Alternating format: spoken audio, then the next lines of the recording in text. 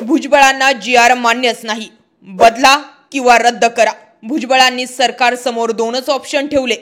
G.R. मधील शब्द जरी बदलला तरी राज्य बंद होणार, उपोषण नाही, आता आंदोलन होईल। जरांगेंनी खुट्या ठोकल्या, बरोबरी केली जाणार। चर्चा सांगतात बारामतीत हाकेंनी जरांगेंच्या सभा इतकीच गर्दी जमवली। विखे विरुद्ध भुजबळ, पारडा आज विखेंचं जड, पण लगेच अंदाज भुजबळांचाही येणार नाही। नेमकं घडलंय काय? मनोज जरांगेंनी मुंबई बंद आणि मुंबईकडे मोर्चा वळवल्यानंतर 5 दिवस मनोज जरांगेंचं आंदोलन चाललं। हायकोर्टाचा हस्तक्षेप झाला, पोलिसांचा दबाव वाढला, चर्चांच्या फेऱ्या रंगल्या, मात्र सरकार तरीही होल्ड करून होतं। शेवटी हायकोर्टामध्ये निर्णय यायची वेळ आणि मराठ्यांसाठी स्थापन केलेल्या उपसमितीची मनोज जरांगेंची भेट घेण्याची वेळ एकच झाली।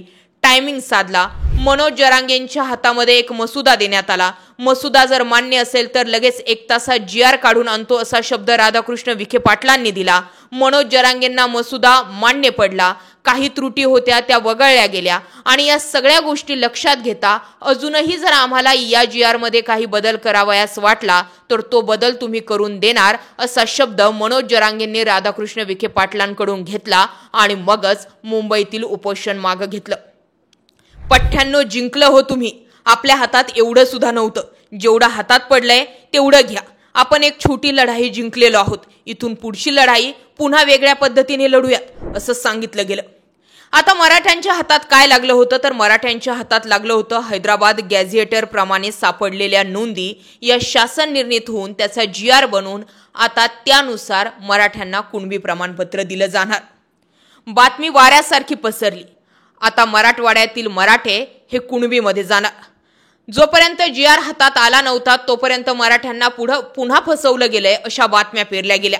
पण जसा हा जी.आर ओबीसी नेत्यांच्या हाती लागला तसे भुजबळ, लक्ष्मण हाके जागे झाले आणि फसले ते नाही तर फसलो आपण आहोत सरसकट शब्द त्यात टाकला नाही। मात्र नाती, गाव, कुळ, नातेसंबंध, मातृत्व, पितृत्व सगळं काही याच्यात ऍड केलं गेलं आहे असा कांगावा लक्ष्मण हाकेंनी सुरू केला आणि त्यानंतर छगन भुजबळ जागे झाले। छगन भुजबळांनी आता सरकारला कोर्टात खेचण्याची भाषा केल्यानंतर त्या अगोदर एका पत्रकार परिषदेत छगन भुजबळांनी सांगितलं, एकतर हा जी.आर बदला किंवा मग हा जी.आरच रद्द करा। प्रत्युत्तर म्हणून राधाकृष्ण विखे पाटील म्हटले की जी.आर तर मागे घेतला जाणार नाही।